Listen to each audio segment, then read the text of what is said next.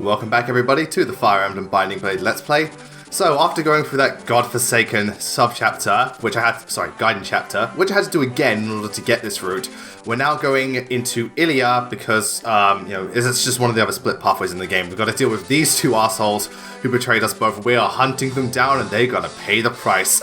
Roy has turned into a hitman. Yeah, so basically, as I said in the last, as I've been saying through this Let's Play, depending on the levels of either Shana and Thea, Sue and Sin, you go to either Ilia or Sakea. The only real difference is there is some like, in terms of like plots, you get like different parts of the backstory concerning Zephyl and the dragons at different points, depending on which path you go. This one you get dragons first, then Zephyl. The other one, it's the other way around. And there are some things here and there that are slightly different, but overall it's not that huge of, it does add to the replay value of the game. You get some specific characters, different maps, and so on. I'd say it has slightly more significance than the A or B route of Chapter 10, but even then, it's not a huge thing. It's not like a massive change to everything that happens. But at the very least, it is something new. There's definitely new landscapes, and you do see some new stuff, so that's pretty cool. Out of the two routes, it's funny because, well, I kind of prefer the Sakea route just because I find Sakea more interesting. And it's also the more, challenging of the two, because one thing I've noticed, and I'll talk about this more when we actually get to the chapters, is that, the actual map design I kind of prefer in Ilia, but Ilia's really easy, whereas Sakea's map design is kind of basic, but it's much harder just because because you're in Sakea, they just throw shit tons of nomadic troopers at you, and, nomads are nomads in this game, so you're gonna deal with some shit. You're gonna deal with some shit. But anyway, this is Chapter 17A. This is a very, very, very basic chapter, actually. It's really, really simple. Nothing really special to it. The only thing that happens of any significance is that after turn 6, the ocean, it's called the ocean's parting. The ocean parts and it gives you a path to get to the rest of the army. But I'll tell you right now, that's of no significance, because by turn 6, I'm already, I'm right outside your doorstep. I really didn't need this. So anyway, yeah, they're discussing the fact that Narcian is a complete and utter failure because Narcian is an idiot. He may talk the talk, but he certainly don't walk the walk. And, well, these two are just, these two are something else. They're just the biggest cowards. Honest to God. They run with their heads with their tails between their legs all the time. But it is satisfying to take them down, They get their comeuppance. But it's also quite funny because no one in Bun likes them. They're just oh, these people are the biggest bunch of traitors. Why are we even doing this? Why? It is unbelievable. But, that's what you get for being a traitor. Even the enemy will think this happens in other founding games. Even if you side with the enemy, they'll still think you're a bunch of lowlives. It's yeah, you side with us, but you're a piece of shit. But you abandoned the people that, trusted you and, stuff like that. These are just greedy old men. Another thing I find really odd about these two is that the one on the left with purple hair, he's a paladin, and the one on the right, well, further to the right, is a general. But when I look at these two, their portraits, because the purple guy's beefier, I always thought he was the general, and it's kind of weird seeing the old dude as a general. I thought he would be the paladin. It's kind of odd. It's just, even saying the burn code, you have to be self-sufficient. If these guys can't do shit, why the hell are they even here? Honest to God. I think, I wonder if, Murdoch and, Gale are Sophia, why are you, you're a cool king and all, but why'd you put, Narcian and these people in your army? They're so fucking stupid. They're unbelievable.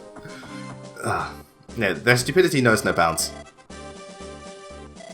Yeah, but it's also kind of weird, because the main thing about the Ilia route is that it's a frozen tundra. But right before that, we've got this luscious, really nice lakeside.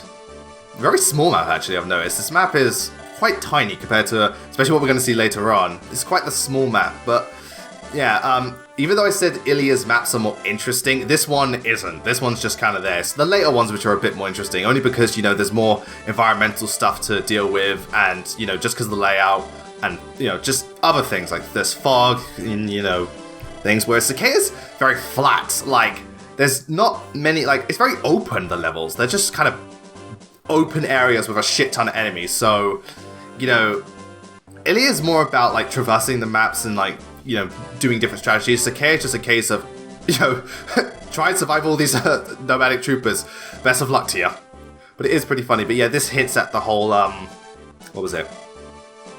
Like the water thing. It's nothing you really have to worry about. It's there, but it's honest to God no big deal. And oh yeah, I had to turn the thingies back to normal because when I was doing it again, I just turned off the combat animations because I was like, I am not dealing with this shit. Jesus Christ, I don't have time for this.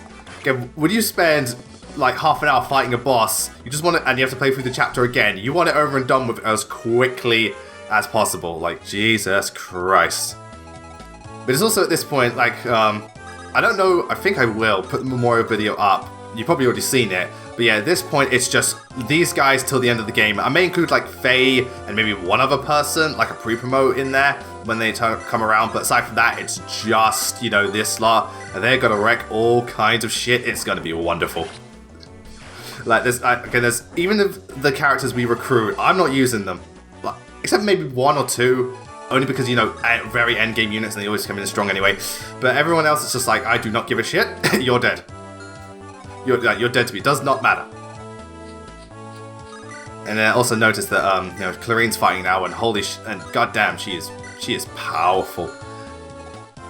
Why am I taking so long to decide? It's because he's got killer lance, of course. Yeah. Again, always be wary of killer lances. They can surprise. Remember when Ruka got hit by that one dude with the killing edge and he almost died, and then he just killed him back. But yeah, be careful with the killer weapons. But yeah, even with like a basic tome, she's still really good. She doubles very easily. She might not be the strongest in terms of damage output, and again, she starts with low weapon levels, but she'll dodge like crazy and stuff. She's awesome. She's absolutely awesome. Is it worth it? Let's find out. I'm pretty sure she will. 71's pretty good. Yep, got it. Well done, Sophia. Another level up. Let's see if you get RNG blessed again. Hoping. You know what? That's average, but she got good extra skill, which, you know, that's something. More skill is always good. Yeah, if you're wondering about how the levels are different between units, it's barely any different. The only thing is, like, Shana's a bit more powerful. But again, it's no big issue. It's just, you know, some people are a little bit stronger than others. But aside from that, everyone's otherwise the same. Essentially. Yeah, Percival's here. Percival's going to be a mainstay. Yeah. Oh yeah, I give Wendy the hand axe because, you know, she's just going to run in there. Like, because they've all got javelins. I'm like, might as well have the hand axe. That was also quite funny. A lot of people, I remember when they put best in, when I did favorite weapons, a lot of people were like, where's hand axe and javelins? They're so, you know, they're so useful. It's like, to be fair, they are very useful. I won't deny that. But I don't know. Usually I like weapons that well, not only reliable, but also have that extra flair to them. Javelins and hand axes are like, yeah, they're useful, but they're otherwise basic. It's like, and a lot of people really like iron weapons, which I do too. But again, then like silver weapons are like the one exception. They're special because they're just fucking powerful, aside from when they're fates. But yeah, aside from that, it's just, you know, they're cool, but I'm not crazy about them. I get why people like these weapons so much. Again, attack from both ranges. Admittedly, you know, their strength isn't exactly the best, but they are pretty reliable. Oh, ballistas. Yeah, that's one thing the Ilia route loves. They are crazy for ballistas. Due to the lack of nomadic troopers, we've got to make up for it with ballistas. Oh, Wendy, what is up with you? You're just like, fuck all of y'all. She's fucking nuts. Jesus. She is actually just nuts. Unbelievable. One thing I want to discuss, because I got asked this on Twitter about what do I think about the Echoes DLC.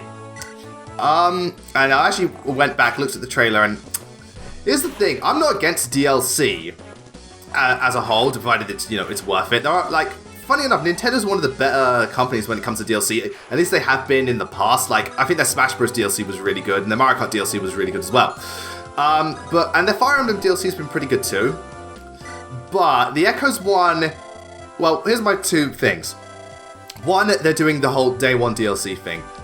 That is something I hate when any company does. I do not think DLC should be available from the get-go, because I think, like, I think any form of DLC, you should wait at least a month, you know, to Oh yeah, I'm gonna do a little bit of training in this arena with Sophia. Not lots, just like maybe 1 or 2 rounds. Because again, I don't use arenas much. I'm just showing off the arenas in each chapter. What was it? Yeah, because like I think if we are going to do DLC, release it like a month after the game is out, because then everyone's had time to play the game and experience it. I see no point to releasing DLC the day people get the game, because I highly doubt people are going to beat Fire Emblem Echoes in one sitting. I mean, granted, there's probably 1 or 2 people who are crazy enough to do it, but point being, I really think DLC from day one for any game is ultimately pointless, and it's also kind of silly. Like, if you have all this stuff, why not just give it to us for free if you're going to release it on day one? It's silly if you ask me. I mean, I know they're doing further DLC later down the line. I will admit, some of the DLC, alright, basically in the trailer they showed off, well, they showed off 4, but there are 5 packs. The first 2 packs, Gonzalez, doesn't impress me. It's just extra dungeons and stuff, and I'm not impressed. The 3rd pack is the, I can't remember what it's called.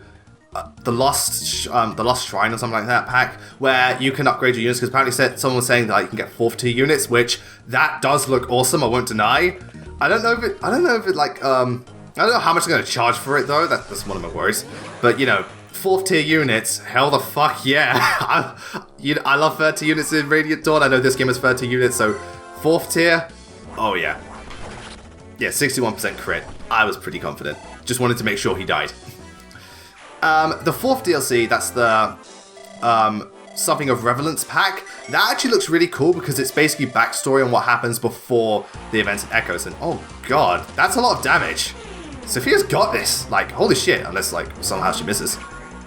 Like, again, Sophia, man, to be fair, she doesn't have the best defense or HP, so, you know. There she goes. Did she get many experience words? Nah, she has barely anything for this. It wasn't really worth it in the end. But hey, more money. But yeah, the Relevance one, that looks legit good because it's more like it's an extra campaign. It's what I think Fire Emblem DLC should be. If they're going to do Fire Emblem DLC, either make it like you know, some like very, very like, you know, some characters we all love that have come back from old games, or make it brand new chapters, like legit storyline stuff. That's why I'm not huge on the first 2, because there's just extra like dungeons and they don't really there's not much there to them. At least that's what I think. And then there's the 5th pack, which we don't know about. And the one thing that got everyone in a frenzy was the, oh my god, 1 HP, Jesus Christ, was the season pass that's going to cost $45 or pounds. So this is the one thing everyone seems to be very not happy about. Like, I've seen the comments, everyone's saying they're like EA and Capcom now. They're just, oh, son of a bitch, crit that motherfucker. Lilina, man, you really do take after your dad. You just one-shot everything. Well, one shot or just crit like a crazy son of a bitch. But anyway, so the season pass. Season passes aren't new. Like, games do them all the time. Thing is though, like, they're charging £45 for it, and I'm like, that's really, really steep. That's more than the game itself. And the only DLC that looks like it's actually worth something is the what's its name? Is the Relevance one, but that's 1 out of 5. But 5th one we don't know. But even the other 2, they do not look like they're nice dodge. They do not look like they're worth it at all. Like, seriously, they're like the first 2 again. I said they're just kind of The promote class ones, that's cool, but it's not like, I don't know how much it's actually worth. And you know, the Relevance one looks cool, but the whole package, £45. Unless the 5th, like, unless they release even more DLC, the only way I could see it being worth 45 quid is if pack 5 was literally just like, oh, we also remade Binding Blade. It's just DLC now. I'd be like, okay, that's worth it. Or it's just Genealogy remake. Get the same treatment as Echoes. It's just DLC. That's worth 45 quid, okay? But everything else, that's asking way too much if you ask me. Like, unless you were gonna do, because that's like 10 each. That makes me wonder how much they're going to charge, because if that's the case, then each DLC looks like it would be like, what, £10? And again, unlike Relevance is the only one that looks like it's actually worth that kind of money. The other ones just kind of look like side stuff. I mean, I know they said they're going to do certain DLC free, but I reckon it's going to be incredibly minor stuff, like really, really minor stuff. Well, then I'm going to have to wait and see. nice dodge. But yeah, £45 for DLC, that's for a season pass. And even then, the stuff they're offering doesn't look that great. And like, again, I still think they're releasing it too close to the release, and most of the DLC is on the release date. And I'm just like, no, don't do that. I think they're asking way too much. You know, I doubt many people will get the season pass. And to be fair, Nintendo, if you're going to charge that much for stuff that isn't really worth it, you don't deserve the deal. You don't deserve the money you're getting for the season pass. Because I don't know how much they're like. They must be really confident this game's going to like sell well if they're going to charge that much for it. Like, goddamn. That is, you know, they must be really have high expectations for Echoes, which I'm glad they do. I hope Echoes sells well, but again, unless you're offering something really good, £45, paying more for DLC than the actual game is asking a lot, and I think it's a kind of stupid move. Unless that 5th pack is something amazing, and I mean amazing, I don't think many people are going to get it. Will I get it? Fuck, no, I'm already paying $75 for the actual game. I'm not paying that much for a season pass. The only DLC I think I'll get is alright, depending on how much it is. The Revenants one I'll probably get because that's just more story. That's awesome. The Classes one, I hope, like, it's either not that high of a price or I get it in the sale, like, you know, they have DLC sales. Then I'd get it because, goddamn, I want my 4th tier unit so badly. That would be, like, one of them was Spartan. I was like, yes! Oh my god, yes, that is amazing. I would so thingamajig. Also, I know it's Spartan class. Does that mean we're going to get Fire Emblem and Ancient Greece? Because I would totally love that for Switch. I would totally love that. But the DLC situation, I hope Nintendo aren't getting too full of themselves just because, you know, Fire Emblem's successful now. Because, they usually, like, with Splatoon, they've been great with DLC. I hope it does this whole the fact that they're doing well, especially with the Switch, and, like, they've been doing really well this year, that it doesn't go to their heads. Because that's the last thing anyone should have. No one should ever have a massive ego, because it will usually bite them in the ass. Don't ever have a massive ego. Don't ever think you're better than anyone. Or you could just pull some shit and think you can get away with it. It never works out. And we've seen that happen many times. Oh my god, Wendy! What is up with you? Well, again, she didn't kill him, but this next attack should do it. Doubling a paladin, nice. And he's even using a silver weapon, very nice. But, yeah. I have killed many of your kind of a horse slayer. Now I use an iron axe. Yeah, that's another reason I like the Ilia route. Wendy actually got strength level up, so I was so happy. Because everything else, she's perfectly fine. Strength was the one thing she really needed, and she's getting it.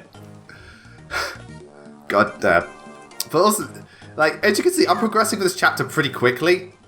So by the time turn 6 comes around, it's going to be like, sir, they're going to, like, attack us from the back. They're already bombarding us from the front. I can't deal with this shit. We're already taking the entire front line. This chapter's really small. In my opinion, they should have made this... I'm not a huge fan of big chapters as a whole because I think they're drag. I've never been a huge fan of massive chapters. But I think they should have made this one bigger just so that, again, there's more relevance to actually using the back path. Here it's kind of pointless because everyone's just at the front. I've already taken out most of them. And they're not that much farther away. It's, you know... It kind of seems like it was thrown in at the last minute to give this chapter like a specific, like, I don't know, gimmick. But it doesn't really add anything. It's just kind of there. Yeah, it's weird.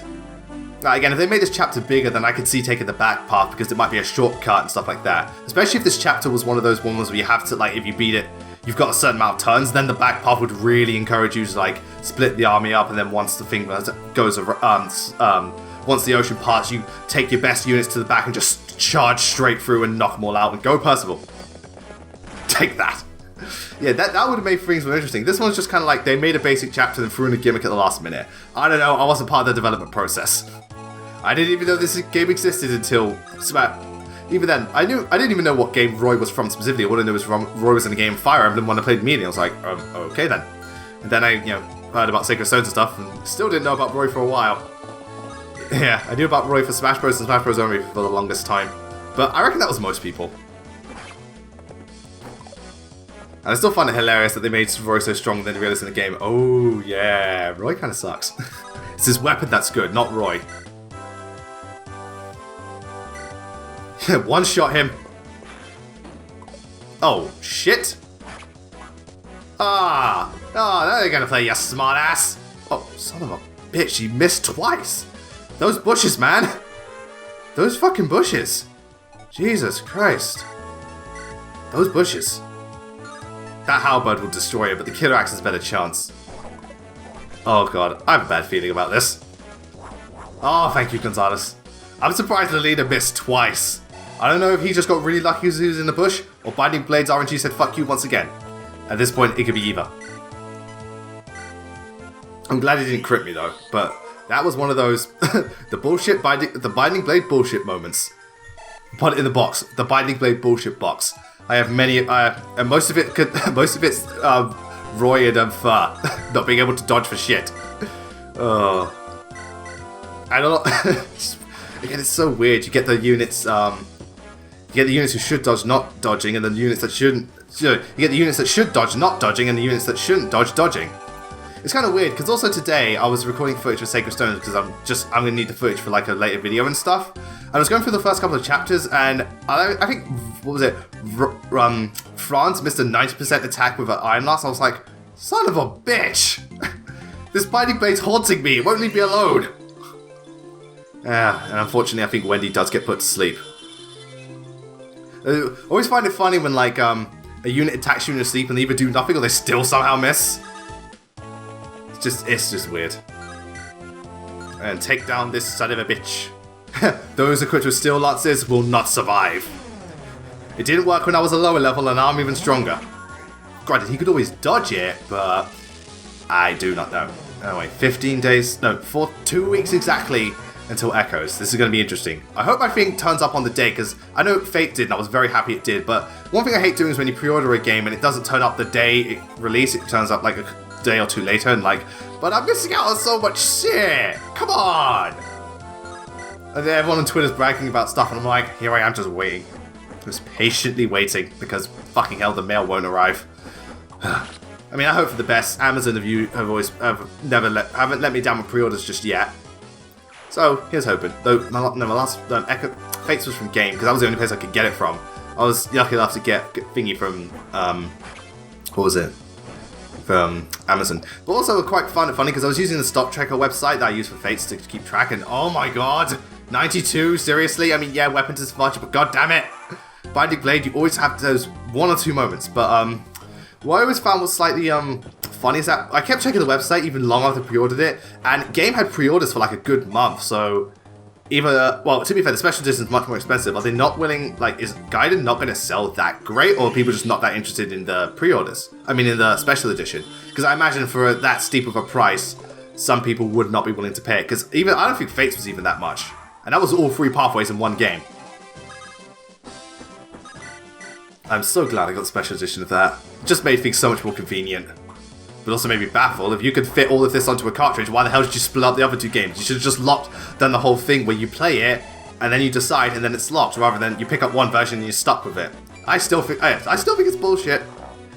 Again, everyone in the comments of that video is saying, yeah, they should have just done the thing where it locks you, then you think, and then you just pay to get it released. That way you at least have a choice. You know, because some people could go into the thing blind, not knowing that you have to make a choice. But, I don't know. Again, not everyone follows the game, like the trailers and stuff, so people just pick up games out of impulse. Oh, son of a bitch. Nope. I got you that time. Again, with 22 hit. Actually, you know what? I'm not going to say anything, because watch how with, like, again, I got hit by 8% in the last chapter. Anything can happen, and I mean anything. Don't ever doubt Binding Blade. It will fuck you over in God knows how many ways. It will fuck you, Freddy, sideways. And then some. God damn it. But yeah, this chapter, like, you can see, it did not take me long. I just ran through it like, yeah, whatever. I don't care anymore. But I also noticed, like, once you can have a team, like, this happens quite alright, not all Fire Emblem games.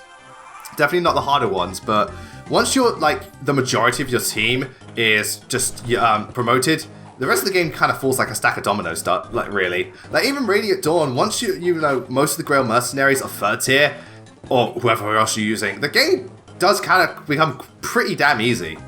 The only exception to the rule was Conquest. That was hard from beginning to end. Like, legit, but it was hard in the right ways. What else? What else? Like Sacred Stones is just easy. 7's very much the case. Well, 7 it's a case of, oh, I promoted Hector. Well, I just won the game. Definitely Path of Radiance. Path of Radiance got real easy once after Chapter 17 when everyone was promoted. That game got pretty damn easy. Trying to think. Birthright's easy to begin with. Revelations was kind of in the middle. To be honest. It got a little bit harder towards the end because they threw some pretty strong enemies at you, but there's nothing ever too taxing. I was fine with Revelations. Awakening, well, that game is just, broken beyond belief. Like, goddamn. It wasn't a case of upgrading units. It's like, alright, if you got S rank support, good. Alright, let's just double block and double attack every single one of these, every single move. That's literally how it was. I think for me and pretty much every other player. But that's kind of the fun of it. Awakening is one of those games where the fact that it's so broken just makes it so much fun. It's weird. Awakening is it's such a weird case. Awakening is like that one happy accident of a game that will never happen again. It's like, I don't know. Like, I reckon if Fire Emblem was as popular as it is now, again, what does Lena have against these bishops? She really doesn't like them. Like, if Fire Emblem was, even if Teleus and stuff sold just as well as, Awakening did, and it was really popular, I wonder how everyone else would have viewed Awakening. I reckon it would have been much more panned, just because, there's so much stuff in that game, that is questionable in terms of mechanics. Like, goddamn. You really didn't think this through, guys? Really? Yeah, you got this, Sophia. Oh wait, no, I'm gonna hold my breath because watch how she double misses. Again, this game, you just, RNG means nothing. Percentages mean nothing. It all might as well just be 50-50. Everything should be 50-50. Yeah. Fight from a distance. That Horse Slayer, I might be Percival, that can still do some damage. Though granted, he probably wouldn't survive my counter attack. Oh, there's one experience point away. I always hate when that happens in any RPG. You're like, one experience point. I'm like, please.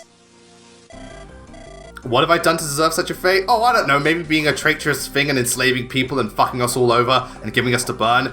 Yeah, I think that kind of speaks for itself. Don't ask a stupid question. You'll get don't ask a stupid question, you idiot. Some people, man. Some people. And yeah, Sue's just like, I ain't having none of your shit. Son of a bitch, you dodged me. Oh, 74. For a paladin, he seems to have pretty good defense. Oh, the way also, thrones. Oh, here come the Pegasus Knights. Yeah, let's end in Pegasus Knights at this point of the game where everyone's a fucking pre-promote. I'm glad he switched to his Javelin, it makes things easier. Because, that Javelin is not as strong as a Silver Axe. Not in the slightest. Would he crit this time? Nope. It's odd, she's promoted, but she can't land hits with the critical with the killer bow, but beforehand she was doing it all the damn time. Oh, okay, she's using the axe. Gonzalez's hit rate is really low. God damn. Like, seriously, I've noticed Gonzalez has always had trouble, has a lot of trouble hitting things. But I think Sin's going to get in a much needed workout. Those are easy pickings. Yeah, you don't need the killer bow for these people. Though I don't think they give much experience points because they're low level. I mean, look at that. Out. No, they give something. Oh yeah, again, because they didn't use Sin, he's back down to this level, so he'll be weaker for this part. But don't worry, in the Sakea part, he's definitely stronger. Most certainly.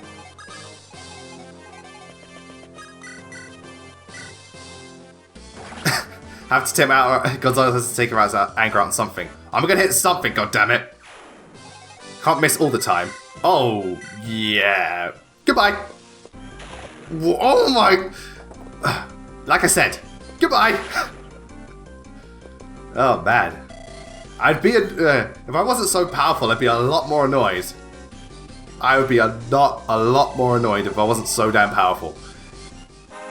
Lena, I don't know what it is, but this chapter, Lena's not, didn't even get the nice level up. Oh well. Lena's like, I just cannot land hits. Like, goddamn.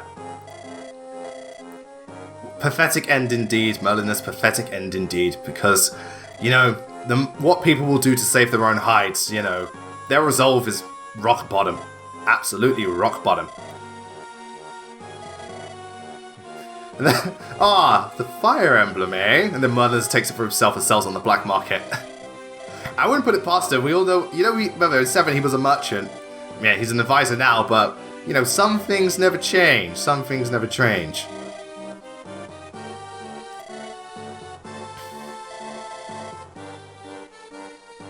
Yeah, Merlinus is the only one who remembered I bet he's thinking Traitor's like, we saved your ass, you asshole!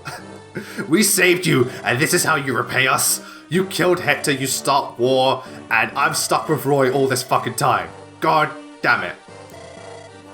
Yeah, I'm pretty sure though, I know they both bring this up, but I'm pretty sure in the Ilia you find out Sephiroth's backstory later, and then the backstory of the dragons first, because you get Nemi earlier. Yeah, I'm pretty confident that's how it goes. I might be wrong, but, oh well, we'll just have to wait and see. I can't remember off the top of my head. But anyway, that's the end of Chapter 17A. And when we come back, we're going to do Chapter 17 once again, only this time we're heading to Sakaea, which I prefer overall, but those maps are certainly very flat. But nevertheless, thank you all for joining me once again. I hope you enjoyed this part of the Let's Play, and I'll see you all next time. Take care.